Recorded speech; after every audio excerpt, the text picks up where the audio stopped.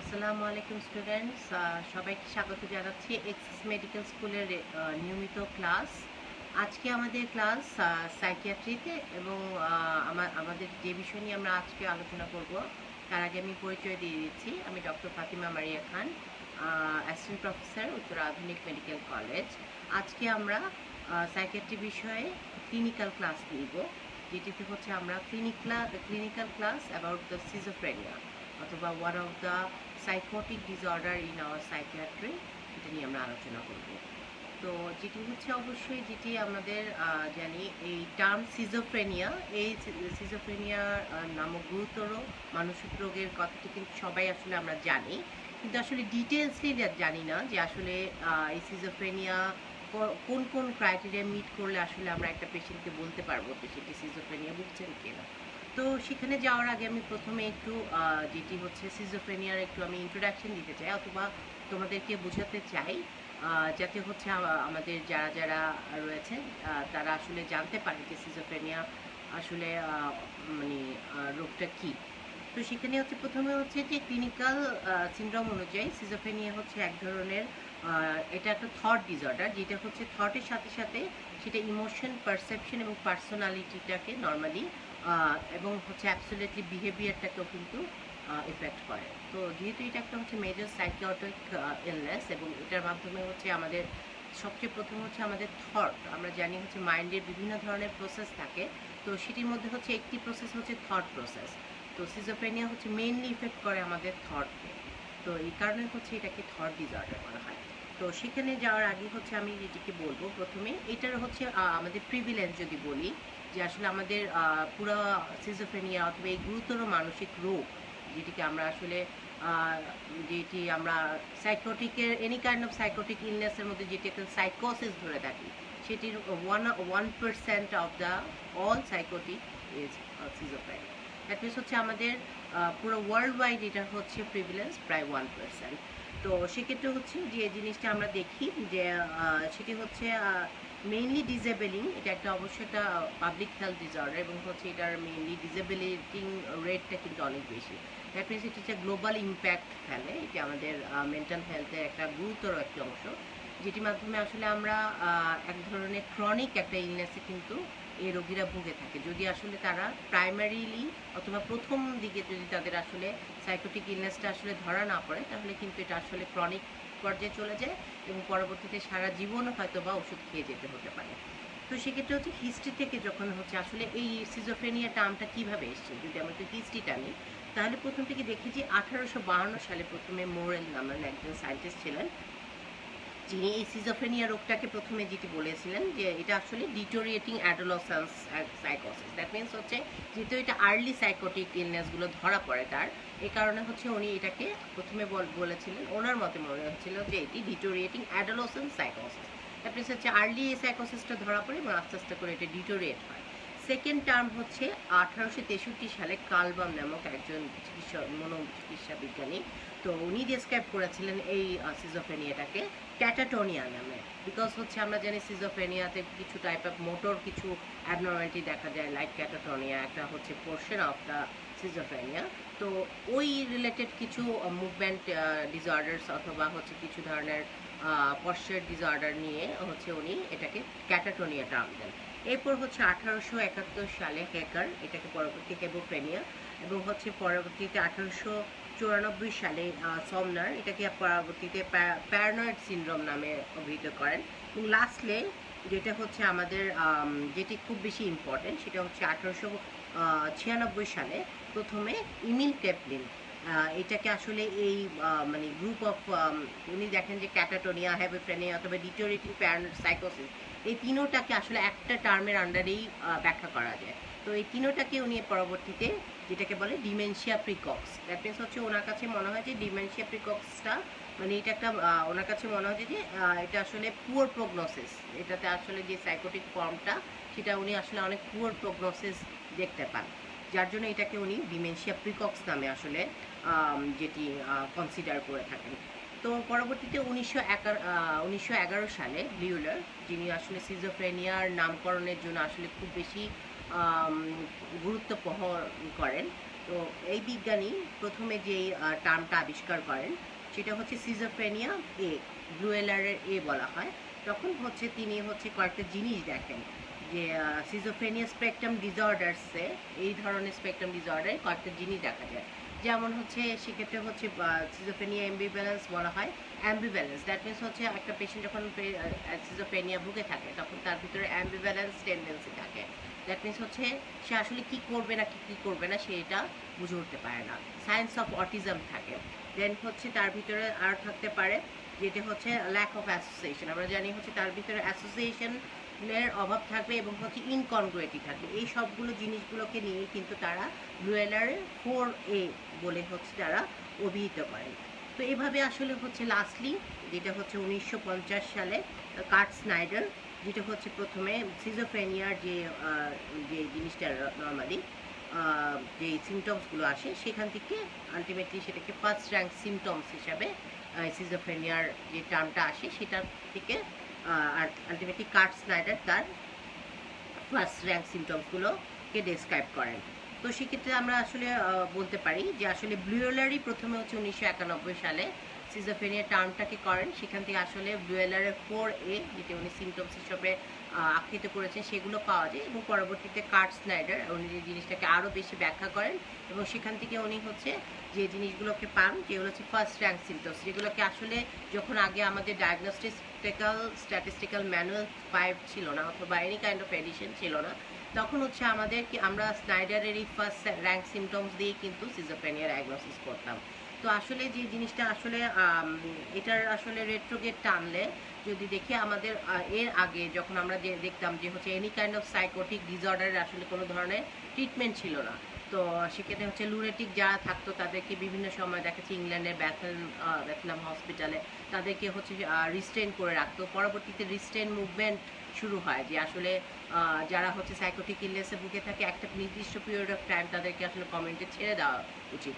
এবং পরবর্তীতে যেটি হচ্ছে যে আস্তে আস্তে করে চিকিৎসা বিজ্ঞানে এবং হচ্ছে আমাদের ড্রাগসের অ্যান্টিসাইকোটিক অথবা হচ্ছে অ্যান্টিডিপ্রেসেন্ট সাইকোট্রপিক ড্রাগসগুলোর বদলতে তখন আস্তে আস্তে আমাদের চিকিৎসা বিজ্ঞানে অথবা সাইকিয়াট্রির এই চিকিৎসা বিজ্ঞানে অনেক ভালো যেটি হচ্ছে উন্নতি দেখা যায় এবং পরবর্তীতে কিন্তু তখন এই যে চিকিৎসা যারা সাইকোটিক ইলনেসে সিজোফ্রেনিয়ার মতো গুরুতর মানসিক ইলনেসে ভুগছিলেন তাদেরকে দেখা গেছে যে এরকম রিস্ট্রেন না করে তাদেরকে দেখা যাচ্ছে আগে যেমন দেখা যাচ্ছে হাইড্রোথেরাপি দেওয়া হতো, অনেকক্ষণ পানিতে চুবিয়ে রাখা হতো।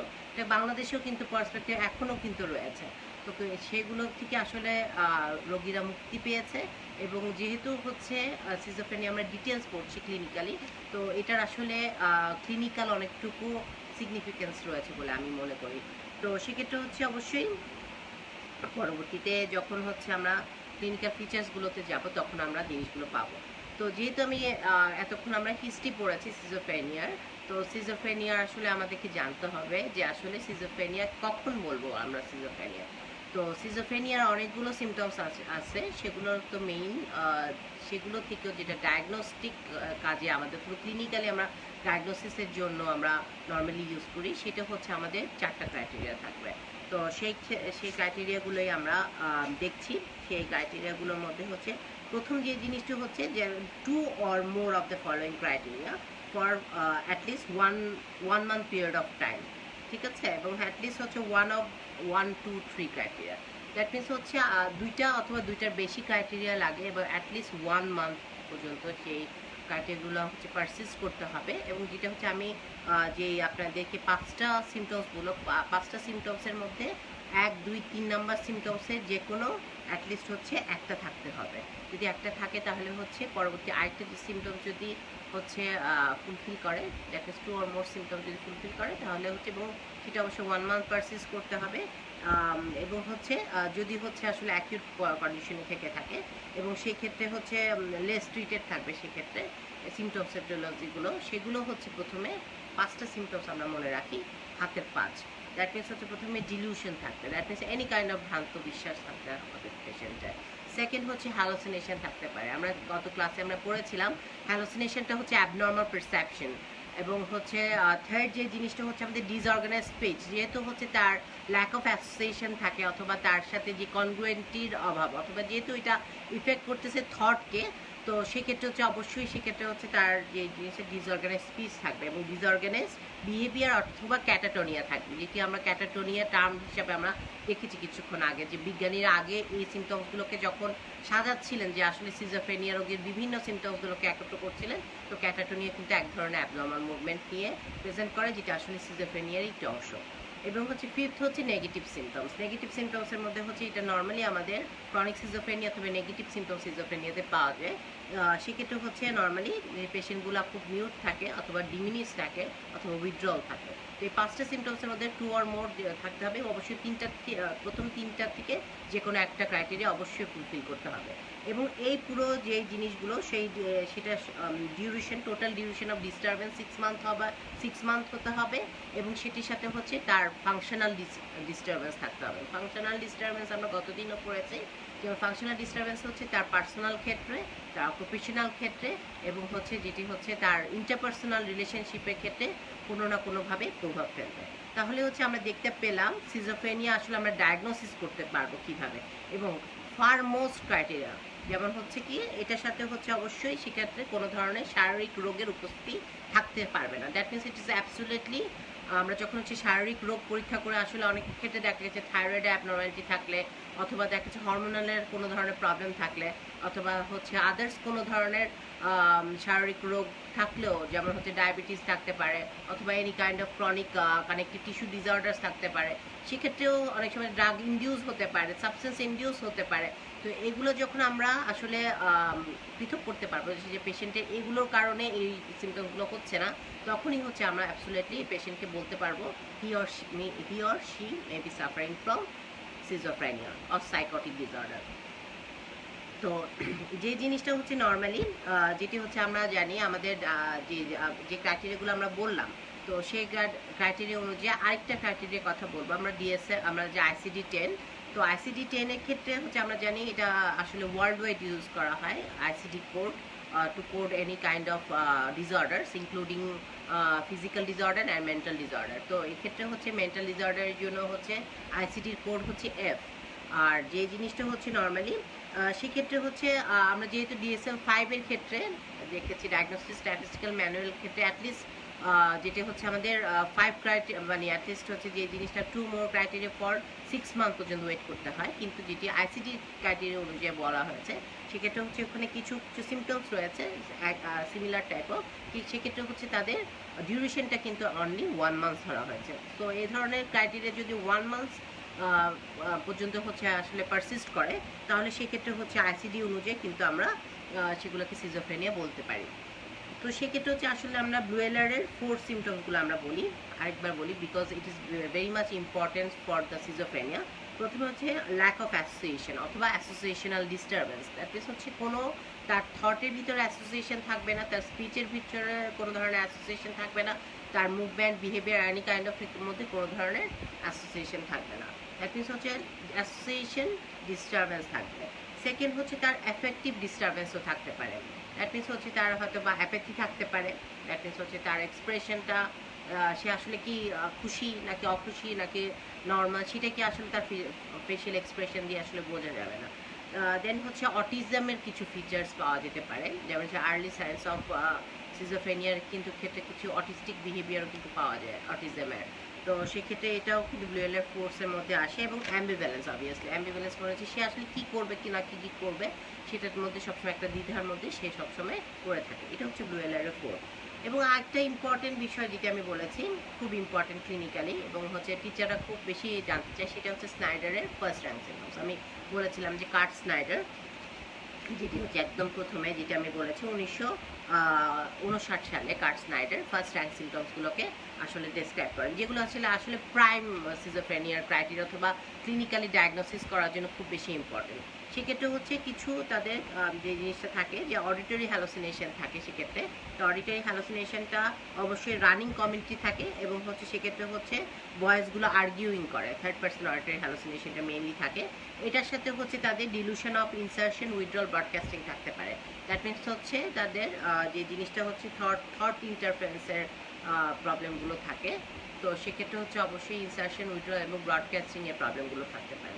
ডিলুশন অফ কন্ট্রোল থাকে, ডিলুশন অফ কন্ট্রোলের মধ্যে সেটা হচ্ছে ডিলুশন অফ ইফেক্ট হতে পারে, ডিলুশন অফ ইম্পালস হতে পারে, ডিলুশন অফ ভলিউশন অথবা প্যাসিভিটি ফেনোমেনা হতে পারে। আরেকটা হচ্ছে ডিলুশনাল perception, any kind of perceptional dilution হতে পারে পারসেপশন রিলেটেড।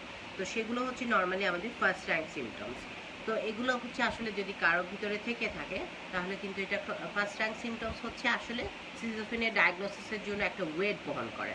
দ্যাট মিনস হচ্ছে আপনি যদি দেখেন যে হচ্ছে কোনো পেশেন্টের ভিতরে এই সিমটমসগুলো আর্লি আসছে, থার্ড পার্সন অডিটরি হ্যালুসিনেশন অথবা হচ্ছে যে যেটা হচ্ছে আমাদেরকে বলি আমরা ডিলুশন অফ থট ইন্টারফারেন্স, সেক্ষেত্রে হচ্ছে ইনসারশন উইথড্রল ব্রডকাস্টিং এর মধ্যে প্রবলেম হতে পারে।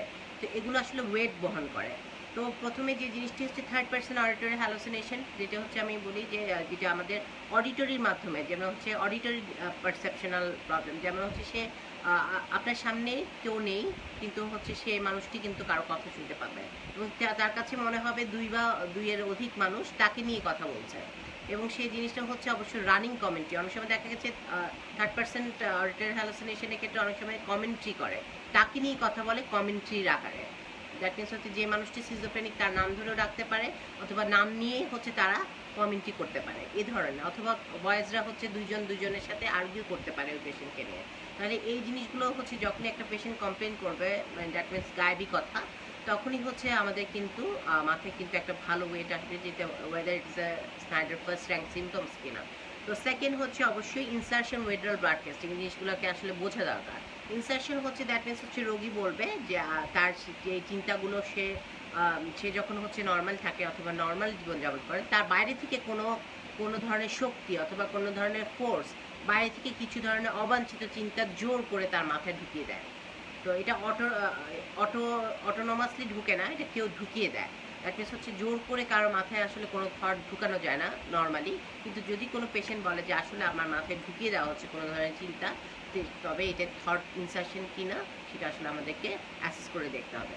থট উইথড্রল, সে কোনো চিন্তা করতে পারে না, করার আগেই হচ্ছে কোনো ফোর্স ওই চিন্তাগুলো টেনে বাইরে নিয়ে আসে, এবং অথবা দেখা গেছে উইথড্রল এবং ব্রডকাস্টিং হচ্ছে ও যেটা আসলে মনে মনে ভাবছে অথবা কারো সম্পর্কে কোনো খারাপ কথা ভাবছে তারই সামনে হয়তো বা ওই মানুষটার সামনে হয়তো বা ওই কথাগুলো মানে ব্রডকাস্ট হয়ে যাচ্ছে। দ্যাট মিনস হচ্ছে সে যেই গোপন কথাগুলো কারোর সাথে বলতে চাচ্ছে না, লাইক যদি এক্সাম্পল দিই, কারো হচ্ছে সে মনে মনে হয়তো বা তার অ্যাকাউন্টে কত টাকা আছে সেটা হয়তো বা সে মনে মনে বলছে, কিন্তু দেখা গেছে সে বুঝতে পারতেছে যে সে সবগুলো ব্রডকাস্ট হয়ে যাচ্ছে, সবাই জেনে যাচ্ছে। তো এই সিমটমসগুলো আসলে খুব বেশি ইম্পর্টেন্ট, অথবা এটা ফার্স্ট এই কারণেই হচ্ছে এটা খুব বেশি ওয়েট বহন করে সিজোফ্রেনিয়া ডায়াগনোসিসের জন্য।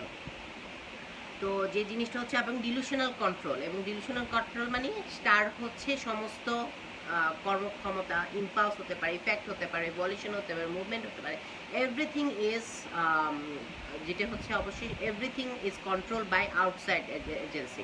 মানে দ্যাট মিনস হচ্ছে সে তাকে কোনো কিছু করতে দেয় না, তাকে ফোর্স করে, তাকে হিট করে, অথবা তাকে দিয়ে হচ্ছে কোনো ধরনের আনউইলিং কোনো ধরনের কাজ করাচ্ছে। দ্যাট মিনস সে কিছু করছে না, সেক্ষেত্রে হচ্ছে পেশেন্ট যে থাকে তার উপরে সে জিনিসটা বলতে পারে যে তার উপরে আলাদা কোনো ধরনের ফোর্স বহন করে, মানে যখন হচ্ছে সে তার উপরে আসে, যেটা হচ্ছে আমরা পজিশন বলি। আমরা অনেক সময় দেখা গেছে আমাদের কাছে পেশেন্টরা আসে যে তার উপর পজেস করেছে অথবা তার উপরে ভর করেছে, তো তার উপর ভর করে কাজগুলো করায়। আসলে বিষয়গুলো কিন্তু লজিক্যালি কোনো ধরনের ব্যাখ্যা নেই, এটা আসলে অ্যাবসলিউটলি একটা ইলজিক্যাল একটা থট ডিসঅর্ডার। তো এই ধরনের পেশেন্ট কমপ্লেন করলে আপনার কাছে হয়তো বা মনে হতে পারে যে জিনিক পজিশন কিনা, তখন আসলে এই ধরনের প্রবলেমগুলো যদি কেউ আসলে ফেস করে থাকে অথবা কারো কাছে কোনো পেশেন্টের রিলেটিভ যদি এরকম কোনো প্রবলেম ফেস করে থাকে, আসলে দেরি না করে তাদেরকে আসলে একজন সাইকিয়াট্রিক কনসালটেশন অথবা সাইকিয়াট্রিক হসপিটাল, অথবা অ্যাটলিস্ট যদি কোথাও না পাওয়া যায়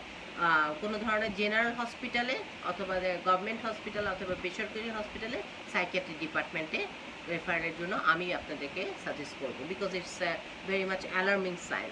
তো সেই জিনিসটা হচ্ছে এগুলো আমরা দেখলাম। তো আমরা আরেকটা ক্রাইটেরিয়া আমরা দেখি, তো সেক্ষেত্রে হচ্ছে যেটি হচ্ছে আমরা তো বিভিন্ন রকমের সিনড্রোম পড়েছি, যে ডায়াগনোসিসের জন্য সিজোফ্রেনিয়া ডায়াগনোসিসের জন্য এক এক সময় এক একটা সিমটমস কিন্তু আমরা পেয়েছি, যেগুলো বলেছি সেগুলো খুব বেশি গুরুত্বপূর্ণ, কিন্তু যেটি হচ্ছে এক এক সময় যেটা বিভিন্ন সময়ে বিভিন্ন রকমের আসলে সিমটমস কিন্তু সিজোফ্রেনিয়া নিয়ে আসতে পারে। তো সেক্ষেত্রে হচ্ছে আমি যে জিনিসটা আমরা বলবো ক্লিনিক্যাল ফিচার্স থেকে অ্যাকিউট সিজোফ্রেনিয়া এবং ক্রনিক সিজোফ্রেনিয়া। অ্যাকিউট সিজোফ্রেনিয়া যারা থাকে তাদের ক্ষেত্রে পজিটিভ সিমটমগুলো বেশি থাকে। দ্যাট মিনস হচ্ছে সে খুব ভায়োলেন্ট আচরণ করে অনেক সময়, এবং পেশেন্ট আপনার কাছে হয়তো বা দেখা যাচ্ছে শুধু মারামারি সিমটমস নিয়ে আসতেছে, অহেতুক কোনো ধরনের ইলজিক্যাল কথাবার্তা বলতেছে, যেটা আমরা ইরিভেন্ট স্পিচ বলে থাকি। তারপর হচ্ছে দেখা যাচ্ছে ডিলুশন নিয়ে আসছে, দ্যাট মিনস হচ্ছে সবাইকে সে সন্দেহ করছে, অথবা দেখা গেছে যে হচ্ছে সে খুব বেশি স্লিপ ডিস্টারবেন্স নিয়ে আসতেছে, অথবা দেখা গেছে যে খুব বেশি সে ভায়োলেন্ট হয়ে যাচ্ছে, অথবা এদিক ওদিক দৌড়াদৌড়ি করছে। তো এগুলো হচ্ছে অ্যাকিউট সিমটমস। তাহলে what are the chronic symptoms, অথবা হচ্ছে নেগেটিভ সিমটমস। নেগেটিভ সিমটমস হচ্ছে, তো সেক্ষেত্রে হচ্ছে পেশেন্টটা খুব বেশি উইথড্রল থাকবে, খাওয়া দাওয়া করবে না, এবং দেখা যাচ্ছে যে এক একটা পেশেন্ট অনেক সময় 1 মাস অথবা 1 মাসের অধিকও কিন্তু খাওয়া দাওয়া করে না, এবং সে খাওয়ার যেই আসলে একটা মানুষ যখন নর্মালি একটা মানুষ যখন ব্রেইনের স্ট্রাকচার থাকে, তখন হচ্ছে সে তার হাঙ্গার সেন্টার, থার্স্ট সেন্টার কিন্তু নর্মালি আচরণ করে। কিন্তু আসলে সিজোফ্রেনিক পেশেন্টের যদি নেগেটিভ সিমটম ডেভেলপ হয়, তখন দেখা যায় যে আসলে তাদের অনেক সময় দেখা যায় 10 ডেজ, মোর দেন 10 ডেজ পর্যন্ত তাদের কিন্তু খাবারের প্রয়োজন পড়ে না। তো এটা কিন্তু অ্যাবসোলিউটলি একটা ইমার্জেন্সি, এবং এই সময় আসলে তাদেরকে ট্রিটমেন্টের আওতায় আনা দরকার। এবং আমি একটা যে জিনিসটি বলি, অবশ্যই প্রত্যেকটা সিজোফ্রেনিয়া এনি কেসে, অ্যাকিউট হোক অথবা ক্রনিক হোক, তাদের কিন্তু ট্রিটমেন্ট সম্ভব, এবং দেখা যাচ্ছে যে 3 to 4 উইক্সের মধ্যে কিন্তু তারা তাদের এই অ্যাকিউট এবং ক্রনিক সিজোফ্রেনিয়ার যে টার্নটা, সেটা কিন্তু সে সারিয়ে উঠে কিন্তু আবার নতুন একটা সুন্দর জীবনে চলে যেতে পারে। আমরা যদি আসলে ডায়াবেটিসকে কন্ট্রোল করতে পারি, কারণ ডায়াবেটিস কিন্তু সারা জীবনের, আপনি কিন্তু ডায়াবেটিসকে কন্ট্রোল করছেন, ওষুধ খাচ্ছেন, কিন্তু যেটি হচ্ছে আমাদের ব্রেইনের এত বড় একটা গুরুতর রোগ, যেটি হচ্ছে আমরা জানি সিজোফ্রেনিয়া, এটাও কিন্তু আসলে কন্ট্রোল সম্ভব। আপনি অ্যাকিউট স্টেজে যদি থাকেন, ট্রিটমেন্ট আওতায় আসেন, নিয়মিত ওষুধ খান, তাহলে কিন্তু আপনি সিজোফ্রেনিয়া থেকে মুক্তি পেতে পারেন। আপনি কিন্তু স্বাভাবিক আচরণ করতে পারেন, স্বাভাবিক কাজ করতে পারেন। এবং যে জিনিসটা হচ্ছে সিজোফ্রেনিয়া ক্যান অকার্স এনিওয়ান। আমরা জানি যে অনেকে বলতে পারে যে আসলে সিজোফ্রেনিয়াটা হচ্ছে জিন ভূতের আসলে কোনো ধরনের আসর হতে পারে, হয়তোবা জীবনে কোনো পাপ করেছি, যেটা হচ্ছে আমি জেনারেল পিপলের যে ডিসবিলিভ অথবা কিছু ধরনের আমাদের স্টিগমা রয়েছে মেন্টাল হেলথ রিলেটেড, যে আসলে পাপের কোনো ধরনের ফসল, অথবা অনেকে মনে করে যে আসলে এটা আমার ভাগ্য। আসলে এই বিষয়গুলো অ্যাবসোলিউটলি একটা মানে ফেক কথা, এসবের আসলে কোনো লজিক্যাল ব্যাখ্যা নেই। তো সিজোফ্রেনিয়া অ্যাবসোলিউটলি হচ্ছে একটা জেনেটিক ডিসঅর্ডার, আমি যেটা বলবো অ্যাবসোলিউটলি একটা জেনেটিক রোগ। আপনার ফ্যামিলিতে কারো যদি সিজোফ্রেনিয়া থেকে থাকে, এবং স্পেশালি যদি আপনার মাদার অথবা ফাদারের ভিতরে যদি সিজোফ্রেনিয়া থেকে থাকে, তাহলে কিন্তু আপনার অথবা আপনার ভাই বোনের ভিতরে সিজোফ্রেনিয়া হওয়ার চান্স কিন্তু অনেক বেশি। এবং বলা যায় হচ্ছে যে হচ্ছে অ্যাবসোলিউটলি যদি হচ্ছে আপনার দেখা যাচ্ছে মনোজাইগোটিক এবং ডায়াজাইগোটিক টুইনের যে আমরা স্টাডিগুলো আমরা নর্মালি জেনেটিক স্টাডিতে করে থাকি, তো সেক্ষেত্রে দেখা যাচ্ছে মনোজাইগোটিক টুইন্সের ক্ষেত্রে 47% রিস্ক। দ্যাট মিনস হচ্ছে আপনি যদি আপনার বোনের মনোজাইগোটিক টুইন হন, তাহলে আপনার হওয়ার চান্স কিন্তু 47%। এবং সিবলিংয়ের ক্ষেত্রেও কিন্তু এই স্টাডিটা আমরা কিন্তু লাস্টেও কিন্তু আমরা বলেছি যে সেক্ষেত্রে হচ্ছে আমাদের সিবলিং যদি একজন হয়, তাহলে আরেকজন হওয়ার চান্স কিন্তু 17%। তো সেক্ষেত্রে হচ্ছে অবশ্যই, এবং মা বাবা হলে সেক্ষেত্রে হচ্ছে অনেক বেশি কশাস থাকা দরকার, এবং পরবর্তীতে বাচ্চা নেওয়ার ক্ষেত্রেও কিন্তু সেই জিনিসগুলো কিন্তু অ্যাবসলিউটলি আসে। তো সেই জিনিসগুলোকে আমরা কিন্তু খেয়াল করব। এবং যে জিনিসটা আসলে আমরা একটু আগেই বলতে চেয়েছিলাম যে হচ্ছে আমাদের প্রিভিলেন্সের দিক থেকে সিজোফ্রেনিয়া কিন্তু আমাদের অ্যাবসলিউটলি 1% পুরো হোল কমিউনিটিতে।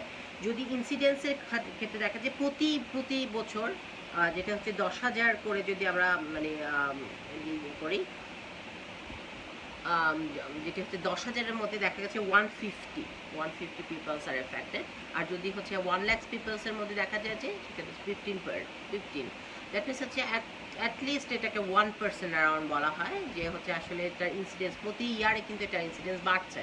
তো আসলে এই জিনিসগুলোকে আসলে কি আমাদেরকে মোর এমফেসাইজ এবং মোর অ্যাটেনশন দেওয়া দরকার। তো সেক্ষেত্রে হচ্ছে অবশ্যই সেক্সের ক্ষেত্রে যেটি হচ্ছে মেল ফিমেল রেশিও কিন্তু খুব বেশি একটা অল্টার্ড না, প্রায় ইকুয়াল। তো সেক্ষেত্রে হচ্ছে যে জিনিসটা প্রগনোসিসের ক্ষেত্রে মেলদের ক্ষেত্রে প্রগনোসিসটা কিন্তু একটু খারাপ রিলেটিভলি ফিমেলদের ক্ষেত্রে। তো সেক্ষেত্রে হচ্ছে অবশ্যই হচ্ছে যদি ফিমেল হয়ে থাকে তাদের প্রগনোসিসটা বেটার। এবং যে জিনিসটা হচ্ছে যেহেতু আমরা প্রগনোসিসের কথা বলতে পারি, তো সেক্ষেত্রে হচ্ছে মেলদের ক্ষেত্রে যেহেতু প্রগনোসিস খারাপ, এবং তাদের ক্ষেত্রে হচ্ছে জেনেটিক্যাল ভালনারেবিলিটি বেশি। এবং দেখা গেছে যে বয়সের দিক থেকে দেখা গেছে যে তাদের একটা রেঞ্জ 90% সিজোফ্রেনিয়া পেশেন্টটা 15 থেকে 55 ইয়ার্সের ভিতরে অথবা 54 ইয়ার্সের ভিতরে কিন্তু আমরা বেশি পেয়ে থাকি। তাহলে 90% ফিমেলের 90% যদি সিজোফ্রেনিয়া পেশেন্ট আমরা পেয়ে থাকি, তাদের হচ্ছে এজ রেঞ্জ হচ্ছে 15 থেকে 54 অথবা 55 বছর বলা হয়। এবং এটার সাথে হচ্ছে একটা পিক থাকে, দুইটা পিক থাকে, একটা ছেলেদের ক্ষেত্রে একটা মেয়েদের ক্ষেত্রে। ছেলেদের ক্ষেত্রে যেহেতু প্রগনোসিস খারাপ, তাদের পিকটা হচ্ছে 10 থেকে 25 বছর বয়সে প্রথম পিকটা আসবে। তো সেক্ষেত্রে হচ্ছে ফিমেলদের ক্ষেত্রে একটু যেহেতু প্রগনোসিসটা ফিমেলদের ক্ষেত্রে বেশি, ডিটোরিয়েটিং কম, তো সেক্ষেত্রে হচ্ছে 25 থেকে 35 বছর বয়স। তো সেই জিনিসগুলো আসলে আমাদেরকে মনে রাখা দরকার। তো এক্ষেত্রে হচ্ছে অবশ্যই আরেকটা ভাবে সিজোফ্রেনিয়াকে আমরা দেখি, আমরা অনেক সময় যে আর্লি অনসেট সিজোফ্রেনিয়া এবং লেট অনসেট সিজোফ্রেনিয়া। আপনারা হয়তো বা বলতে পারেন যে ম্যাডাম আমরা তো অনেক সময় দেখি যে অনেক সিজোফ্রেনিয়া অনেক আর্লি হয়। কিছুক্ষণ আগে বলেছি যে অটিস্টিক লাইক ফিচার্স কিন্তু অনেকে থাকে, যেটা হচ্ছে 15 বছরের আগে কিন্তু ধরা পড়ে, যেটা হচ্ছে 12 বছর 10 বছর, এবং 10 বছরের আগে কিন্তু নর্মালি হয় না। তো সেগুলোকে আসলে আমরা 15 বছরের আগে যখন কোনো সিজোফ্রেনিয়া ধরা পড়ে, তখন হচ্ছে আমরা আসলে সেগুলোকে আমরা আর্লি অনসেট সিজোফ্রেনিয়া বলি। এবং দেখতে 12 বছরের আগে যদি ধরা পড়ে, তাহলে ভেরি আর্লি অনসেট সিজোফ্রেনিয়া। এবং এগুলোর আসলে প্রগনোসিস খুবই খারাপ হয়। এবং যে জিনিসটা হচ্ছে অবশ্যই লেট অনসেট সিজোফ্রেনিয়া, যেটা কিছু কিছু সিজোফ্রেনিয়া ক্ষেত্রে 45 বছর পরে, আমরা জানি 55 ইয়ার্স পর্যন্ত তাদের লাইফ স্পেন থাকে সিজোফ্রেনিয়া হওয়ার। 45 এর পরে নর্মালি হয় না, যাদের ক্ষেত্রে 45 এর পরে হয় তাদের ক্ষেত্রে হচ্ছে প্রগনোসিসটা বেটার। তো সেক্ষেত্রে হচ্ছে যাদের 45 বছরের পরে আসলে সিজোফ্রেনিয়া হচ্ছে, তাদের ক্ষেত্রে আমরা যে জিনিসটা বলবো, তাদের ক্ষেত্রে প্রগনোসিসটা বেটার হতে পারে। এটার ক্ষেত্রে হচ্ছে আমরা কিছু জিনিস আমরা নর্মালি আরও জিনিস দেখি। তো সেক্ষেত্রে হচ্ছে আরেকটা যে জিনিসটা আমরা বলি, ফ্যামিলি স্টাডি অনুযায়ী যদি দুইজন প্যারেন্টস যদি আসলে সিজোফ্রেনিক থাকে, যেটা আসলে আমরা জেনেটিক স্টাডি বলছিলাম, তো সেক্ষেত্রে হচ্ছে দুইজন প্যারেন্টস যদি থাকে, তাহলে হচ্ছে তাদের সিজোফ্রেনিয়া হওয়ার চান্স হচ্ছে 40%। এবং যদি একজন হচ্ছে প্যারেন্টস থাকে তাহলে 12%। তাহলে দেখেছি যে আসলে যদি আসলে মা বাবার ভিতরে কারো সিজোফ্রেনিয়া থাকে, তাহলে পরবর্তী বাচ্চা নেওয়ার ক্ষেত্রে কিন্তু আমাদের কশাসলি দেখতে হবে। এবং অবশ্যই যেটি হচ্ছে অবশ্যই আমাদের সিজোফ্রেনিয়া অ্যাবসলিউটলি একটা ব্রেন ডিসঅর্ডার, এবং সেক্ষেত্রে হচ্ছে আমাদের নিউরোকেমিক্যালস অ্যাবনর্মালিটি হয়। স্পেশালি হচ্ছে আমাদের কিছু নিউরোকেমিক্যালসের ওভার অ্যাক্টিভিটি এবং কিছু নিউরোকেমিক্যালসের আন্ডার অ্যাক্টিভিটি হয়। তো সেক্ষেত্রে সবচেয়ে ইম্পর্টেন্ট বিষয় হচ্ছে আমাদের ডোপামিনার্জিক অ্যাক্টিভিটি। তো সেক্ষেত্রে হচ্ছে আমাদের ডোপামিনার্জিক অ্যাক্টিভিটিগুলো হচ্ছে নর্মালি বেড়ে যায় সেক্ষেত্রে। এবং সেক্ষেত্রে সেরোটোনার্জিক অ্যাক্টিভিটিগুলো বাড়ে এবং হচ্ছে অ্যাড্রেনার্জিক অ্যাক্টিভিটিগুলো হচ্ছে সিএসএফ লেভেলে আমরা বাড়া পাই। আর যেটি হচ্ছে আমাদের গাবা, যেটি হচ্ছে নর্মালি আমাদের গাবাটা কী করে, আমাদেরকে ডিসইনহিবিশন করে।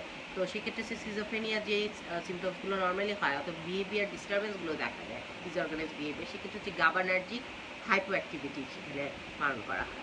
তো এগুলো হচ্ছে ইম্পর্টেন্ট নিউরোকেমিক্যালস। এবং যে জিনিসটা হচ্ছে অবশ্যই আমরা নিউরোফিজিওলজিক্যাল কিছু চেঞ্জ পাই, যেটা আমরা ইইজির মাধ্যমে আমরা ট্রেসিং করতে পারি। এখন আপনারা আসলে বুঝতে পারবেন যে আসলে সিজোফ্রেনিয়া অথবা এই সাইকোটিক ইলনেসগুলোতে আসলে যে আমরা এভিডেন্স বেসড, অথবা এগুলো আসলে এভিডেন্স, এগুলো যে ব্রেইনের আসলে আপনারা মানে এটা আসলে কোনো ধরনের বায়বীয় কোনো ধরনের অসুখ না, কোনো জিন ভূতের আসুন না। তো এগুলো আসলে আপনারা নিউরোকেমিক্যালস, নিউরোফিজিওলজিক্যাল চেঞ্জ দেখে কিন্তু আমরা যদি আমরা একটা নিউরোলজিক্যাল ডিসঅর্ডার ডায়াগনোসিস করতে পারি, অবশ্যই আমরা হচ্ছে সিজোফ্রেনিয়া ডায়াগনোসিস করতে পারি। কিন্তু অ্যাবসলিউটলি এটা খুবই আসলে দুঃখের বিষয় যে এখন পর্যন্ত আমাদের যেটি হচ্ছে অবশ্যই এখন আমাদের মেন্টাল হেলথ অনেকটুকু ইমপ্রুভ হচ্ছে, ম্যান পাওয়ার ইজ ইমপ্রুভিং, চিকিৎসা ক্ষেত্রে আমরা ইমপ্রুভিং। আমরা ওয়েস্টার্ন ওয়ার্ল্ডে দেখেছি psychiatric treatment is very good, তাদের হচ্ছে প্রগনোসিস ইজ ভেরি গুড। এবং দেখা গেছে যে আমাদের সাইকিয়াট্রিক ডিসঅর্ডার্সগুলো যেগুলো হচ্ছে পুরোপুরি ভালো হয়, যেগুলো নিউরোলজিক্যাল ডিসঅর্ডারগুলো সারা জীবন হয়তো আপনাদেরকে ওষুধ খেয়ে যেতে হয়। তো এটা কিন্তু আসলে একটা আশার বাণী যে হচ্ছে মানে আমরা যত বেশি সচেতন হব, মোস্ট অ্যাওয়ার হব, তাহলে কিন্তু আমরা এই ধরনের সাইকোটিক ইলনেস আসলে যারা ভুগছেন তাদেরকে কিন্তু সারা জীবন একটা পাগলা গারদে অথবা একটা ঘরের মধ্যে না আটকিয়ে তাদেরকে কিন্তু আমরা নতুন জীবন কিন্তু দিতে পারবো। তো ইজি চেঞ্জের মধ্যে আমরা দেখি যে তাদের ক্ষেত্রে ভিটা অ্যাক্টিভিটিটা অনেকটুকু ফাস্ট পাওয়া যায়, সেক্ষেত্রে হচ্ছে ইভোক পটেনশিয়ালটা আমরা অনেক কম পাই। তো সেক্ষেত্রে হচ্ছে অ্যাবনর্মাল আই মুভমেন্ট পাওয়া যায়, যেক্ষেত্রে দেখা যায় 50%-এর মধ্যে অ্যাবনর্মাল আই মুভমেন্ট পাই আমরা সিজোফ্রেনিয়া পেশেন্টের ক্ষেত্রে। এবং তাদের ক্ষেত্রে হচ্ছে আমরা যখন হচ্ছে আমরা সিটি স্ক্যান করি ব্রেইনের অথবা এমআরআই করি, তো সেক্ষেত্রে হচ্ছে আমাদের কিছু নিউরো প্যাথোলজিক্যাল চেঞ্জ পাই। তো সেগুলোর মধ্যে খুব বেশি ইম্পর্টেন্ট যেগুলো হচ্ছে আমাদের, যেটা হচ্ছে এনলার্জমেন্ট হয় আমাদের ভেন্ট্রিকলসগুলো, স্পেশালি থার্ড এবং ল্যাটারাল ভেন্ট্রিকলগুলো এনলার্জ হয়। এই কারণে হচ্ছে আমাদেরকে যে সিজোফ্রেনিয়া যখন নামকরণের যে ধাপগুলো হয়েছে, তখন হচ্ছে যেটি আমাদের যে বিজ্ঞানী যিনি বলেছেন, ওনার নাম হচ্ছে এমিল ক্রেপলিন, ডিমেনশিয়া প্রিকক্স। তো দ্যাট মিনস ডিমেনশিয়াতে যেমন হচ্ছে আমাদের ভেন্ট্রিকলসগুলো এনলার্জ হয়, কর্টিক্যাল অ্যাট্রফি হয়ে যায়, তো সিজোফ্রেনিয়ার ক্ষেত্রে সেম টাইপ অফ জিনিসই কিন্তু পাওয়া যায়। তো সেক্ষেত্রে হচ্ছে ব্রেইনটা হচ্ছে স্মলার হয়ে যায়, শিঙ্কেজ হয়ে যায়, লাইটার হয়ে যায়, ভেন্ট্রিকলসগুলো এনলার্জ পেতে পারে। তো সেক্ষেত্রে হচ্ছে রিডাকশন ইন থ্যালামাস সাইজটা কমে যায়, কর্টিক্যাল গ্রে ম্যাটারগুলো কমে যায়। এটার সাথে হচ্ছে জাইরিফিকেশনগুলো অল্টার হয়। তো কোনো পেশেন্টের যদি আপনি যখন দেখেন যে এরকম সিমটমস হচ্ছে, তাদেরকে আপনি সিটি স্ক্যান প্রেসক্রাইব করেন, এমআরআই প্রেসক্রাইব করেন, তখনই কিন্তু আপনি দেখবেন যে আসলে এগুলো পাচ্ছেন। কিন্তু অবশ্যই এগুলো সাইন সিমটমস আপনি যখনই পাবেন, যখন আপনি সিটি এমআরআই করবেন, যদি আসলে এটা কোনো ধরনের ব্রেন টিউমারের জন্য হয়ে থাকে, অথবা দেখা গেছে যে নিউরোলজিক্যাল কোনো কজ, যেমন এমআর হচ্ছে মাল্টিপল স্ক্লেরোসিস, এই ধরনের কোনো ধরনের নিউরোলজিক্যাল ডিসঅর্ডারের জন্য হয়ে থাকে, তাহলে কিন্তু আপনি সিটি স্ক্যান এমআরআই করে কিন্তু ধরতে পারেন। সবগুলো আসলে ব্রেনের অ্যাক্টিভিটি, ব্রেনের অ্যাবনর্মালিটি, তো সেগুলো কিন্তু আমরা ইজিলি বের করতে পারি। এবং যে জিনিসটা হচ্ছে যেটি হচ্ছে আমাদের ব্রেন ইমেজিং, আরও অনেক সময় দেখা যায় যে স্পেট এবং হচ্ছে পেট, যেগুলো হচ্ছে আমাদের অ্যাডভান্স লেভেল আমরা করে থাকি, যেটাতে আমরা আমাদের ব্রেন মেটাবলিজম এবং ব্রেনের ফ্লো দেখি। তো সেক্ষেত্রে হাইপোফ্রন্টালিটি পাওয়া যেতে পারে, ব্লাড ফ্লো কম পেতে পারে। তো সেগুলো আসলে আমাদের ডায়াগনোসিসে অনেকটুকু হেল্প করে, এবং কতটুকু ব্রেন শ্রিঙ্কেজ হয়েছে এবং কতটুকু ব্রেন ড্যামেজ হয়েছে সিজোফ্রেনিয়াতে, সেটাও কিন্তু আমরা অনেকটুকু যদি আমরা জেনে যাই, তাহলে কিন্তু আমাদের ওষুধকে বাড়ানোর ক্ষেত্রে, অথবা হচ্ছে আমাদের পরবর্তীতে একটা পেশেন্টকে হচ্ছে রিহ্যাবিলিটেট করতে কিন্তু অনেকটুকু হেল্প করবে। তো সেই জিনিসগুলো আসলে আমাদের দেখা দরকার। তো আরেকটা জিনিস, আরেকটি ইম্পর্টেন্ট বিষয় যেটি খুব ইম্পর্টেন্ট, যেহেতু আমরা এখন আমাদের কিন্তু সময় প্রায় শেষ, তো ক্লিনিক্যালের ক্ষেত্রে হচ্ছে আমরা এমফেসাইজ দিব মেন্টাল স্টেট এক্সামিনেশনে আসলে আপনারা এই সিজোফ্রেনিয়ার পেশেন্টগুলোকে কীভাবে আমরা পেতে পারি। তো প্রথমে হচ্ছে আমরা জানি মেন্টাল স্টেট এক্সামিনেশনে যে কোনো সময় আমরা কিন্তু প্রথমে অ্যাপিয়ারেন্স অ্যান্ড বিহেভিয়ার দেখি। তো সেক্ষেত্রে হচ্ছে প্রথমে অ্যাপিয়ারেন্স অ্যান্ড বিহেভিয়ারের ক্ষেত্রে, তো যখনই একটা সিজোফ্রেনিয়া পেশেন্ট আসবে, তখন হচ্ছে আপনি কিভাবে বুঝবেন একটা গ্ল্যান্স, অথবা তার অ্যাপিয়ারেন্স বিহেভিয়ার, অথবা তার গেস্টার প্রসেস দেখে আপনি কীভাবে আইডেন্টিফাই করতে পারবেন whether the patient is schizophrenia or not. তো সেক্ষেত্রে হচ্ছে প্রথমে যখন একটা পেশেন্ট আপনার কাছে আসবে, তখন হচ্ছে সে অ্যাবসলিউটলি নর্মালও হতে পারে, অথবা হচ্ছে তার সিমটমসগুলো প্রডিউসও হতে পারে। দেখেন, যদি আমরা নর্মালি একটা সিজোফ্রেনিক পেশেন্টের বর্ণনা দিই, তো সেক্ষেত্রে হচ্ছে পেশেন্টটা যেটি হচ্ছে অবশ্যই তার যেটা হচ্ছে অ্যাজ এ গ্ল্যান্সি কিন্তু আমরা বুঝতে পারবো যে psychotic, say maybe present with his যে কোনো একটা, তার মা বাবার সাথে আসতে পারে, অথবা গার্ডিয়ানের সাথে আসতে পারে, তাকে চিকল দিয়ে বেঁধে আনতে পারে। তারপর হচ্ছে তার যে পার্সোনাল হাইজিনটা থাকবে সেটা খুব বেশি পুয়ার হতে পারে। সে ড্রেস যেটা পরতে পারে, সে ড্রেসটা হয়তো বা টর্ন হতে পারে, ছেঁড়া হতে পারে, অথবা সে যে জুতো পরে রয়েছে সেটার সাথে আসলে তার হয়তোবা সে একজন ভালো অকুপেশন বিলং করতো, অথবা সোসাইটির স্ট্যাটাস বিলং করে, কিন্তু তার যে হচ্ছে তার মানে যে পোশাক আশাক, সেটার সাথে আসলে তার স্ট্যাটাসকে কোনোভাবেই মানে আপনি লজিক্যালি এক্সপ্লেন করতে পারবেন না। এবং তার হচ্ছে যেটি হচ্ছে তার এবার আসি হচ্ছে লুকিং। সো লুকিং সিজোফ্রেনিয়ার ক্ষেত্রে দুই ধরনের লুকিং হতে পারে। একটা হচ্ছে অ্যাপেথেটিক লুক, দ্যাট মিনস হচ্ছে আপনি তার দিকে তাকিয়ে থাকলে কোনো এক্সপ্রেশন করবেন না, ফ্ল্যাটেন্ড একটা ফেস পাবেন। দ্যাট মিনস হচ্ছে একটা মুখের ভিতরে আপনি কোনো ধরনের এক্সপ্রেশন না পাওয়া হচ্ছে অ্যাপ্যাথি। এবং এটার সাথে হচ্ছে অনেক পেশেন্টের ক্ষেত্রে যারা পার্সিকিউটেড ডিলিউশনে ভুগে, তারা হচ্ছে আপনার দিকে এক ধরনের ভয়ানক দৃষ্টি নিয়ে তাকাবে। দ্যাট মিনস হচ্ছে হিজ প্যারানয়েড, অথবা সে ভয় পাচ্ছে আপনাকে, অথবা সে আপনাকে ভয় পাওয়ানোর চেষ্টা করছে, সামথিং ইজ লাইক দ্যাট। তখন আপনার কাছে মনে হবে যে আসলে কোনো ইভিল কোনো আই আপনার দিকে তাকিয়ে আছে, এরকমও হতে পারে। মানে দ্যাট মিনস হচ্ছে এগুলো হচ্ছে ক্লিনিক্যালি খুব বেশি ইম্পর্টেন্ট। এবং আপনি যখন কথা বলবেন, এটা তো হচ্ছে তার সাথে সোশ্যাল বিহেভিয়ার, সোশ্যাল বিহেভিয়ারটা হচ্ছে অ্যাবসোলিউটলি আপনি কোনো ধরনের সোশ্যাল বিহেভিয়ার তার সাথে কিন্তু এক্সপেক্ট করতে পারেন না নর্মালি, যদি আসলে সে অ্যাকিউট কন্ডিশনে থাকে এবং খুব বেশি উইথড্রল থাকে। তো অ্যাকিউট কন্ডিশনের ক্ষেত্রে সে খুব অ্যাজিটেটেড থাকতে পারে, এদিক ওদিক তাকাবে, হয়তো বা আপনার সাথে গ্রিটিং করবে না, কোনো গ্রিটিং করবে না, because he is not aware of the সারাউন্ডিংসে সে অ্যাওয়ার না। তো আপনার সাথে হয়তো বা দেখে একটা বাজে একটা গালি দিতে পারে, ভায়োলেন্ট হয়ে যেতে পারে আপনার প্রতি, যদি অ্যাকিউট কন্ডিশন থাকে। আর যদি ক্রনিক অথবা উইথড্রল থাকে, সে নিজের ভিতরেই সোপ থাকবে, কোনো কথা বললে কথা উত্তর দিবে না, অথবা আপনি হতে পারে আপনি একটা কথা বললেন, সে আরেকটা কথা বললো, এ ধরনের হতে পারে। তো অ্যাপিয়ারেন্স অ্যান্ড বিহেভিয়ার দেখে আমরা এই জিনিসগুলো দেখতে পারি। আর অবশ্যই বিহেভিয়ারের ক্ষেত্রে আরেকটা জিনিস দেখবো, ক্যাটাটনি আছে কিনা। তো ক্যাটাটনিক অনেকগুলো বিহেভিয়ারের মধ্যে দেখা গেছে যে অনেক পেশেন্ট বিভিন্ন ধরনের ক্যাটাফ্লেক্সি নিয়ে আসে। তো ক্যাটাফ্লেক্সি, ক্যাটালেপসি এই ধরনের কিছু ক্যাটাটনিক বিহেভিয়ার নিয়ে আসে। মিউটিজমটা কিন্তু অ্যাবসলিউটলি ওয়ান টাইপ অফ ক্যাটাটনিয়া। তো এই জিনিসগুলো আছে, এগুলো হচ্ছে মানে আসলে মুভমেন্টের কিছু ডিসঅর্ডার। যেমন হচ্ছে হয়তো বা সে যে কোনো একটা পশ্চার, মানে শারীরিক যে কোনো একটা হচ্ছে পশ্চার সে ধরে রাখবে যে কোনো লং পিরিয়ড অফ টাইম। সে যদি এক পায়ের উপরে দাঁড়িয়ে থাকে, এক পায়ের উপরেই কিন্তু দাঁড়িয়ে থাকবে prolong period of time. That means হচ্ছে তার শরীরটা কিন্তু তার ব্রেন, আমরা জানি আমাদের পুরো শরীরটা কিন্তু ব্রেন কন্ট্রোল করে। তখন সিজোফ্রেনিয়া যখন পেশেন্টটা এই ধরনের পশ্চারের মুভমেন্টগুলোতে হয়, তখন কিন্তু যে জিনিসটা হয় যে আসলে সে কিন্তু এই ধরনের ক্যাটাটনিক বিহেভিয়ার কিন্তু ফিল করতে পারে। তো অবশ্যই ক্যাটাটনিক বিহেভিয়ার আছে কিনা এটা আমাদের দেখতে হবে। স্পিচের ক্ষেত্রে হচ্ছে অবশ্যই আমরা যে জিনিসটা দেখবো যে তার ভিতরে হচ্ছে ডিসঅর্গানাইজ স্পিচ আছে কিনা, অথবা সে কথা বললে হচ্ছে তার লুজেনিং আছে কিনা, এগুলো আমরা দেখবো।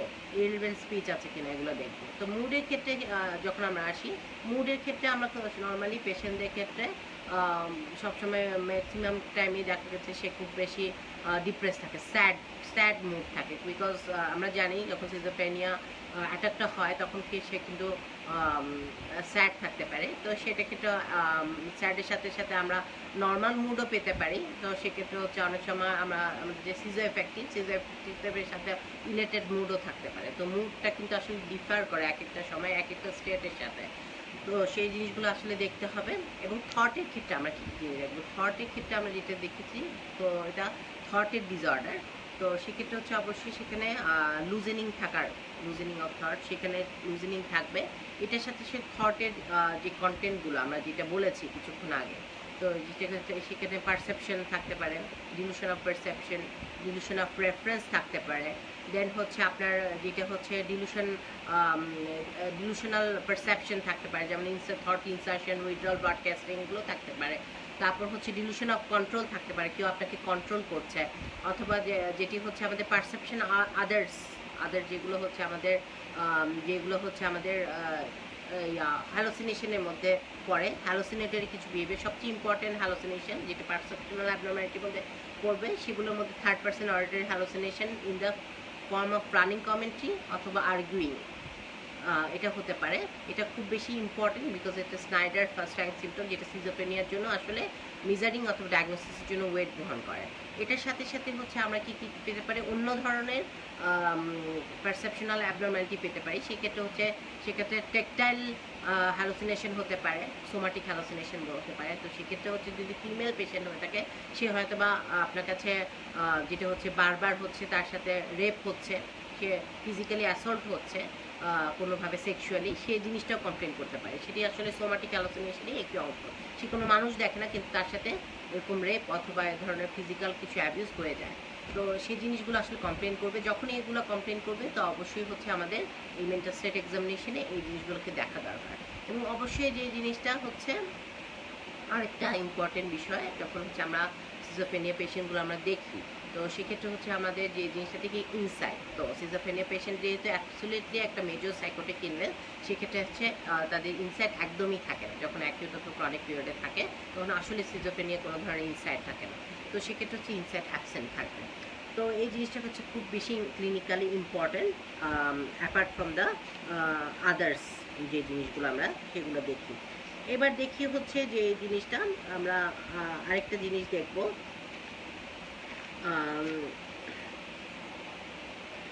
মুভমেন্ট ডিসঅর্ডারের ভিতরে যেটা হচ্ছে ক্যাটাটনি, আমরা যেটা বলেছি বিভিন্ন ধরনের সে পশ্চার অথবা রিজিড অথবা ওয়াক্সি ফ্লেক্সিবিলিটি নিয়ে আসতে পারে। যেমন হচ্ছে মোমের মতো কিছু ধরনের অ্যাবনরমালিটি নিয়ে আসতে পারে। তার ভিতরে হচ্ছে উইথড্রল যারা থাকে, নেগেটিভ কিছু সিমটমস থাকে। তারপর হচ্ছে স্টেরিওটাইপিক কিছু বিহেভিয়ার অনেকে শো করতে পারে, যেমন হচ্ছে একই ধরনের কথা, পারপাসলেস কিছু অ্যাক্টিভিটি শো করতে পারে, অথবা এদিক ওদিক ছুটাছুটি, অথবা একই ধরনের সে কোনো এক ধরনের মুভমেন্ট শো করা, যেটা আমরা অনেক সময় দেখা গেছে যে আমরা রাস্তাঘাটে কোনো সাইকোটিক পেশেন্ট যখন পেয়ে থাকি, তাদের ভিতরে কিন্তু প্রবাবলি পেয়ে থাকি। এবং অনেকের ক্ষেত্রে দেখা গেছে অ্যাম্বিটেন্ডেন্সি অথবা ইকোপ্র্যাক্সিয়ার মতো জিনিস থাকতে পারে। আর যেটি হচ্ছে সোশ্যাল বিহেভিয়ার আরেকটা ইম্পর্টেন্ট জিনিসগুলো আমি বলতে চাই, সেক্ষেত্রে হচ্ছে নর্মালি তারা যখন একটা সিজোফ্রেনিয়া পেশেন্ট অ্যাকিউট অথবা ক্রনিক অবস্থায় থাকে, তখন তাদের নর্মাল সোশ্যাল স্কিলগুলো নর্মালি সে ভুলে যায়। দ্যাট মিনস হচ্ছে lack of loss of social skill অথবা এমপ্যাথেটিক অ্যাবিলিটি। তার সামনে তার মা নাকি বাবা নাকি বাচ্চা নাকি বউ, সেটা কিন্তু সে আসলে সেই এমপ্যাথিক অ্যাবিলিটিটা তখন তার থাকে না। দ্যাট মিনস হচ্ছে তার থটের সাথে তার অ্যাক্টিভিটি, তার পারসেপশন, তার পার্সোনালিটি কোনোটাই কিন্তু সে অ্যাসোসিয়েশন করতে পারে না। In that time he or she may be under ট্রিটমেন্টে আনলে আসলে তখনই আমরা তাদের এই অ্যাসোসিয়েশনটাকে আমরা পুনরায় কিন্তু আবার হচ্ছে তাকে রিস্টেন করে দিতে পারি। তো it is very much important. আরেকটা হচ্ছে ইম্পর্টেন্ট বিষয় হচ্ছে যে আসলে আমাদের অনেক সময় ইম্পালসিভ কিছু বিহেভিয়ার পাই, তো সেক্ষেত্রে হচ্ছে ভায়োলেন্সের কিন্তু আসলে অনেকটুকু রিস্ক রয়েছে। তো আমরা জানি যে হচ্ছে আমরা মুড ডিসঅর্ডারের কথা শুনেছি। মুড ডিসঅর্ডারে কিন্তু আসলে প্রভোক না করলে পেশেন্টটা কিন্তু আসলে নর্মালি আপনাকে কিন্তু ভায়োলেন্স হবে না অথবা ভায়োলেন্ট হয় না। কিন্তু সেক্ষেত্রে হচ্ছে আপনি সিজোফ্রেনিয়া পেশেন্টটা অনেক সময় দেখা যায় যে একদমই চুপচাপ একটা সিজোফ্রেনিক পেশেন্ট, কোনো কথা বলছে না, উইদাউট এনি রিজন সে কিন্তু ভায়োলেন্সে শো করছে এবং সিভিয়ারলি অ্যাকিউট ভায়োলেন্স, কাউকে মানে হচ্ছে স্ট্যাপ করা থেকে শুরু করে সেক্ষেত্রে হচ্ছে হোমিসাইড পর্যন্ত চলে যেতে পারে, অথবা সিভিয়ারলি আপনাকে হচ্ছে মানে কোনো ধরনের হার্ম পৌঁছায় ফেললো, এই ধরনের প্রবলেমগুলো কিন্তু হতে পারে। তো সেক্ষেত্রে হচ্ছে অবশ্যই আরেকটি ইম্পর্টেন্ট বিষয় হচ্ছে সুইসাইডের বিষয়টা হচ্ছে কমপ্লিট সুইসাইড করে 10% schizophrenic patient, but attempted suicide করে কিন্তু এর থেকেও বেশি।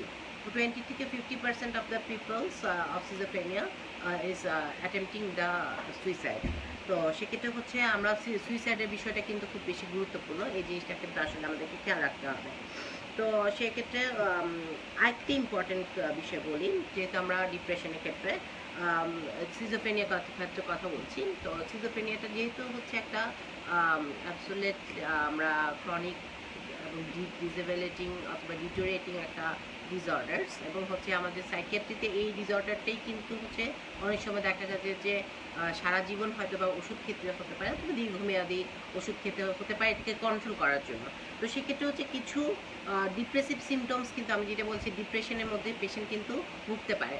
তো সেক্ষেত্রে হচ্ছে যে জিনিসটা হচ্ছে নর্মালি সিজোফ্রেনিয়ার ক্ষেত্রে যে ডিপ্রেসিভ সিমটমগুলো হতে পারে, সেটা হচ্ছে প্রথমে যখন কী কারণে আসলে হয়, সেটা হচ্ছে আমরা যে ওষুধগুলো দিই অ্যান্টিসাইকোটিক, তো অ্যান্টিসাইকোটিক ওষুধে আমরা জানি প্রত্যেকটা ওষুধে কিন্তু সাইড এফেক্ট থাকে। তো অনেক সময় দেখা যায় যে অ্যান্টিসাইকোটিক মেডিকেশনগুলো যখন অনেক দিন ধরে খায় তখন তার ভিতরে কিছু ডিপ্রেসিভ সিমটমস হয়, তখন অবশ্যই ডিপ্রেসিভ সিমটমগুলোকে তখন আমরা অ্যান্টি ডিপ্রেসেন্ট অ্যাড করে অথবা মুড স্টেবিলাইজার দিয়ে আমরা কমবেট করে নিয়ে আসতে পারি। তো সেক্ষেত্রে হচ্ছে অবশ্যই আপনার যেহেতু সুইসাইডের সাথে একটা রিলেশন আছে সিজোফ্রেনিয়ার ক্ষেত্রে, তো এই সুইসাইডের জন্য আসলে ডিপ্রেশনটা খুব বেশি ইম্পর্টেন্ট। তো এই জন্যই কিন্তু দেখেছি যে আমরা 50% পর্যন্ত কিন্তু তার রিস্ক আছে। তো যখনই হচ্ছে এই রিস্কটা হচ্ছে অ্যান্টিসাইকোটিকের জন্য, সেকেন্ড হচ্ছে একটা পেশেন্ট যখন দেখবেন যে একটা ভালো অবস্থানে আছে, সে হয়তো বা একজন সচিব হতে পারে অথবা দেখছে একটা ভালো ডাক্তার হয়েছে, ইঞ্জিনিয়ার হয়েছে, তখন হঠাৎ করে তার সিজোফ্রেনিয়া ডেভেলপ হয়ে গেছে। কারণ আমরা জানি সিজোফ্রেনিয়া যেটা হচ্ছে 15 থেকে 55 ইয়ার্সের মধ্যে যে কারো হতে পারে। তো সেক্ষেত্রে হচ্ছে এরকম একটা ওয়েলবিং অবস্থা থেকে যখন হচ্ছে এরকম অসুখের জন্য যখন তার দেখা যাচ্ছে কোনো ধরনের ডিসফাংশন হয়, তখন যখন সে আবার তার মানে যখন নর্মাল অবস্থায় চলে যায়, তখন অবশ্যই যে সে যে লসগুলো করেছে অথবা সে যে পাগলামিগুলো করেছে সেগুলোর কথা চিন্তা করে তার ভিতরে আসলে ডিপ্রেশন আসে, তখন হচ্ছে আসলে তার কিছুটা ডিপ্রেসিভ সিমটমস আসতে পারে। আরেকটা হচ্ছে অবশ্যই schizophrenia integral part of depression বলা হয়, সিজোফ্রেনিয়ার কারণেই ইন্টিগ্রালি হচ্ছে এরকম ডিপ্রেসিভ সিমটমস আসতে পারে। তো ভয় পাওয়ার আসলে কিছুই নেই। তো আসলে আপনার ভিতরে সিজোফ্রেনিয়ার জন্য যদি এরকম ডিপ্রেসিভ সিমটমস আসে, তো অবশ্যই talk to your psychiatrist to add some mood stabilizer অথবা reduce the dose of antipsychotic। তো অবশ্যই সেক্ষেত্রে হচ্ছে আপনার ডিপ্রেশনটা অবশ্যই কাম ব্যাক করবে এবং হচ্ছে আবার আপনি সুন্দর জীবনে কিন্তু ফিরে আসতে পারেন। তো সেক্ষেত্রে হচ্ছে অবশ্যই আরেকটা যে জিনিসটা খুব ইম্পর্টেন্ট, যে জিনিসটা হচ্ছে যার জন্য আমরা বলি সিজোফ্রেনিয়া কিন্তু নর্মালি আমরা যেটি দেখি প্রগনোসিসটা কিন্তু সিজোফ্রেনিয়ার মোটামুটি এখন বর্তমানে আমাদের নতুন নতুন ওষুধের মাধ্যমে কিন্তু আমাদের এই সিজোফ্রেনিয়ার প্রগনোসিসটা কিন্তু আগের থেকে অনেকটুকু ভালো হয়ে আছে। দেখা যায় যে অ্যাবসলিউটলি আগে যদি আর্লিতে যদি আমরা এটাকে ধরতে পারি অথবা 2 বছরের মধ্যে আমরা ট্রিটমেন্ট শুরু করতে পারি হওয়ার, তাহলে কিন্তু এই ডিটোরিয়েশনটা কিন্তু হয় না। সিটি স্ক্যান এমআরআইতে আমাদের ব্রেন ড্যামেজ না হলে আমরা কিন্তু ইজিলি কিন্তু তাদেরকে কাম ব্যাক করাতে পারি। তো তাদের ক্ষেত্রে আসলে ডিসেবিলেশনটা খুব কম হয়। তো সেক্ষেত্রে হচ্ছে অনেকের ক্ষেত্রে রিল্যাপস হয়, বারবার রিল্যাপস হয়। তো কজ অফ রিল্যাপসগুলো আসলে আমাদেরকে জানা দরকার। তো সেক্ষেত্রে হচ্ছে প্রথম কথা, কজ অফ রিল্যাপস, বারবার এই সিজোফ্রেনিয়া সিমটমসগুলো ফিরে আসে কেন? আমাদের কাছে পেশেন্টরা আসে, ডাক্তার সাহেব আমার রোগী তো ভালো হয়ে গেছিলো, তারপরে আবার সিজোফ্রেনিয়া বারবার ফিরে আসে কেন? তো সেটা হচ্ছে প্রথম কথা হচ্ছে নন compliance to the drugs. Doctor আপনাকে যেভাবে ওষুধগুলো খেতে বলেছে আপনি সেভাবে করে ওষুধগুলো খাননি, এটির কারণে কিন্তু আপনার সিজোফ্রেনিয়াটা কিন্তু পুরোপুরি মানে অ্যাবসোলিউটলি হচ্ছে রিকভার্ড হয় নাই। দ্যাট মিনস হচ্ছে বারবার রিল্যাপস করে, এটা একটা কারণ। সেকেন্ড হচ্ছে আপনার হাই এক্সপ্রেস ইমোশনাল ফ্যামিলি, যাদের হাই এক্সপ্রেস ইমোশন যাদের ফ্যামিলিতে থাকে, যেমন হচ্ছে যাদের ক্ষেত্রে ওভার ইনভলভমেন্ট থাকে, অনেক বেশি ফ্যামিলি ইনভলভমেন্ট আছে অথবা ক্রিটিসিজম পায় তাদের ক্ষেত্রে হচ্ছে তাদের এই সিজোফ্রেনিয়া রোগটা কিন্তু আস্তে আস্তে বেড়ে যায়। থার্ড হচ্ছে আপনার যাদের ক্ষেত্রে সিজোফ্রেনিয়ার সাথে কিন্তু সাবস্টেন্সের কিন্তু একটা খুব ভালো যোগসাজ রয়েছে। তো যাদের ক্ষেত্রে সিজোফ্রেনিয়া ভালো হয়ে যাওয়ার পরে যারা সাবস্টেন্স আবার শুরু করে তাদের ক্ষেত্রে কিন্তু বারবার রিল্যাপস হওয়ার চান্স থাকে। তো সাবস্টেন্স কিন্তু একটা খুব ইম্পর্টেন্ট বিষয়। ফোর্থ হচ্ছে আমাদের যে লাইফ স্ট্রেস।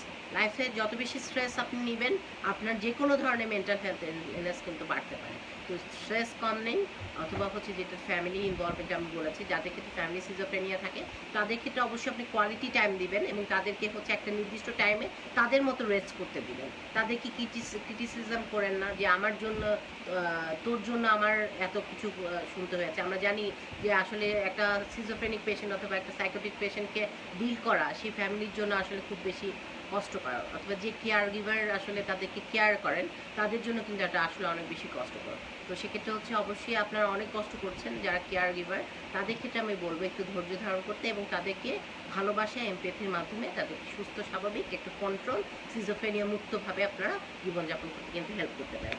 আমরা শেষ পর্যায়ে চলে এসেছি। আমরা শুধু একবার জাস্ট লাস্টলি যে জিনিসটা আমরা বলতে যাব সেটা হচ্ছে আসলে course of schizophrenia very much important, অথবা প্রোগনোসিসটা আমরা দেখব।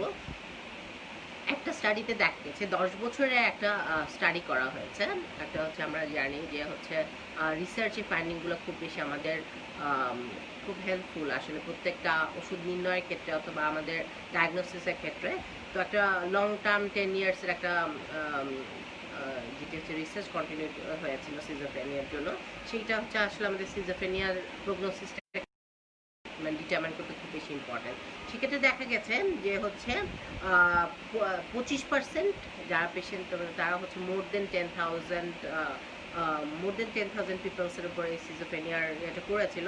সেক্ষেত্রে দেখা গেছে যে হচ্ছে 25% সিজোফ্রেনিয়া পেশেন্টটা কমপ্লিট রিকভারি হয়েছে এবং তাদের ক্ষেত্রে দেখছে বাকি 25% তারা ইমপ্রুভ হয়েছে কিন্তু রিলেটিভলি ইন্ডিপেন্ডেন্ট থাকতে পারেনি, এবং আর 25% ইমপ্রুভ হয়েছে কিন্তু তাদের ক্ষেত্রে দেখা যাচ্ছে যে তারা ফুললি রিকভার করেছে। দ্যাট মিনস ইন্ডিপেন্ডেন্টলি তাদের লাইফ কিন্তু করতে পেরেছে। আর হচ্ছে 15%-এর ক্ষেত্রে ইমপ্রুভ হয়নি অথবা তাদের ক্ষেত্রে হসপিটালাইজেশন দরকার পড়েছে এবং 10% সুইসাইড করেছে। দ্যাট মিনস আমরা দেখি যদিও হচ্ছে এটা রুল অফ 4 বলা হয়। 25% যদি আর্লি আপনারা ট্রিটমেন্ট করেন পুরোপুরি ভালো হয়ে যাবে। 25%-এর ক্ষেত্রে আপনি ট্রিটমেন্ট করালে কিছুটা পর্যায়ে হতে পারে আপনি পুরোপুরি ইন্ডিপেন্ডেন্ট থাকতে পারবেন, মাঝে মধ্যে হয়তো বা কিছু প্রবলেম হতে পারে। আর 25%-এর ক্ষেত্রে আন্ডার ট্রিটমেন্টে থাকলে মাঝে মধ্যে হয়তো বা আপনার অ্যাকিউট অথবা ক্রনিক সিমটমস হতে পারে, কিন্তু আপনার ট্রিটমেন্টের মাধ্যমে আপনি পুরোটুকু ভালো হয়ে যাবেন। আর যেটা হচ্ছে অবশ্যই প্রত্যেকটা ডিসঅর্ডার্সে কিছু প্রগনোসিস খারাপ থাকে, সেটা হচ্ছে 10 to 15%। তো 10% সিজোফ্রেনিয়ার ক্ষেত্রে দেখা গেছে যে তারা সুইসাইডে মারা যায় এবং 15% অনলি 15% কেসে দেখা যাচ্ছে যে ইমপ্রুভমেন্ট তেমন একটা হয় না এবং তাদের রিপিটেডলি হচ্ছে হসপিটালাইজেশন দরকার হয়। তো সেক্ষেত্রে হচ্ছে আমরা জেনেটিক ভালনারেবিলিটি চিন্তা করি অথবা আদার্স কোনো ধরনের তার সাবস্টেন্স কোমরবিডিটি আছে কিনা এগুলো দেখি। তো সেগুলো আসলে খুব ইম্পর্টেন্ট। তো আসলে আমি যে জিনিসটা আজকে আমাদের ক্লিনিক্যাল ক্লাস অফ সিজোফ্রেনিয়া থেকে আমরা অনেকটুকু জিনিস শিখেছি। তো লাস্টলি যে জিনিসটা আমি বলতে চাবো, তো সিজোফ্রেনিয়া এখন আসলে আমাদের আওতার বাইরে না। সিজোফ্রেনিয়া আসলে ট্রিটেবল একটা ডিসঅর্ডার, যদিও এটা একটা major psychiatric illness, but it has the newest drugs coming in our psychiatry to treat the schizophrenia patient.